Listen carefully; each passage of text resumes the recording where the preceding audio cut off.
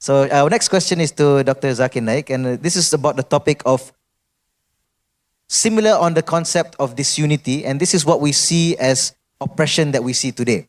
So now, everyone around the world, Muslims and non-Muslims alike, they look at the oppression today, so much rampant injustice, and they feel this sense of helplessness.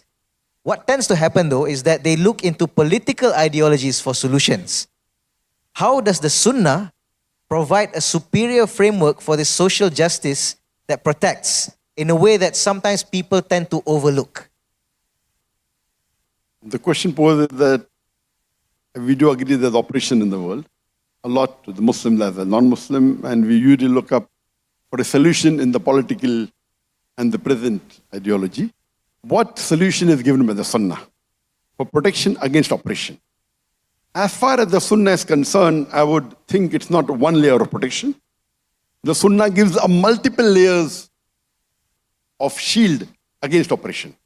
It gives a spiritual shield, it gives a social shield, it gives ethical and moral shield, as well as for physical action. The most important shield is the spiritual shield. And our beloved Prophet Muhammad said that the dua of an oppressed person goes directly to Allah and there's no one in between. The hadith in Muttafaq alayh, in Bukhari and Muslim, it's mentioned in Sahih Bukhari, hadith number 2448, and in Sahih Muslim, hadith number 19, that a beloved Prophet said that beware of the dua of the person who's oppressed. It is carried above the clouds. And Allah says, by my might and my majesty, the help is near you. Allah directly replies that I'm going to help you. And irrespective whether the oppressed person is a Muslim or a non-Muslim, whether he's a sinner or not a sinner. If he's the oppressed person, even if he's a non-Muslim, even if he's a sinner, Allah hears the dua. And what did the Prophet recommend? The Prophet recommended for an oppressed person to do dua to Allah and to dua that, oh Allah, you be my shield against my oppressors. And I seek refuge in you from the shar of the oppressor. This is number one shield. I want to cut it short. Don't want to give a lecture. Most important shield is no one can help you better than Allah. When you're oppressed, number one person who can help you the best is Allah.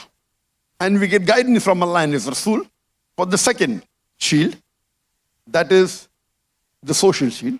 And there are levels of that.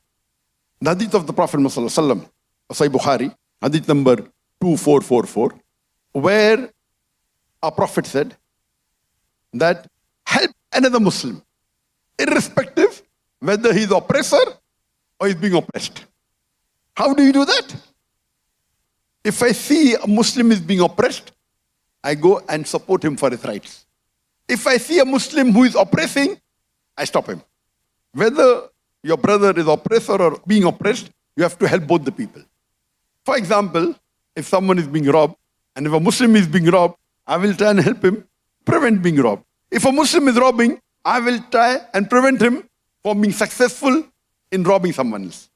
The second level of the shield is the hadith of Sahih Muslim, hadith number 49, where our beloved Prophet ﷺ said, when you see evil, stop it with your hand. If you cannot stop it with the hand, stop it with the tongue. If you cannot stop it with the tongue, the least you can do is curse in your heart and you will have the lowest level of Iman. So if I as a Muslim on a society level, on a spiritual level, the second is society level, I see a wrong thing being done. If Allah has given me the ability, I stop it with my hand. If I see someone is raping someone, if I have the ability, I will stop it with my hand. If I think, no, I'm not strong, I may get killed, the least I can do is stop it with my tongue. Tell him you stop it or call for help. If you fear that also, the least you can do is curse in your heart. So on the society level, you have to help the person who's being oppressed. And the hadith of Riyadus Salihin, hadith number 194, which says that which is the best deed, the best jihad, And the Prophet replied, the best jihad is speaking a word of truth against a tyrant ruler. So if you speak the word of truth, one word, against a tyrant ruler, it is jihad. This is on a society level. Come to the third level of ethical and moral, where it says, Abdullah Prophet Sallallahu Alaihi Wasallam, he said that when you see any evil, you have to stop it. And the fourth is the level of actions. Hadith of Ibn Majah, 4210, that give charity. You are the person who's being oppressed. Give charity. It will help you in many ways. It will help you in washing away your sins. So help, do charities. Your actions also, if you are being oppressed, you should do charity.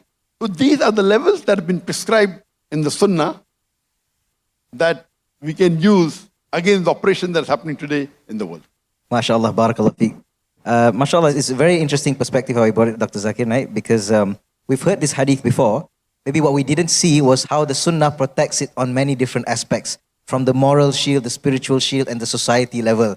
So I think this is the aspect of the wisdom of the zooming in and zoom out, as Sheikh Haita mentioned, that we can understand and appreciate the Sunnah and how it protects against oppression on those different levels. MashaAllah, barakallah feek.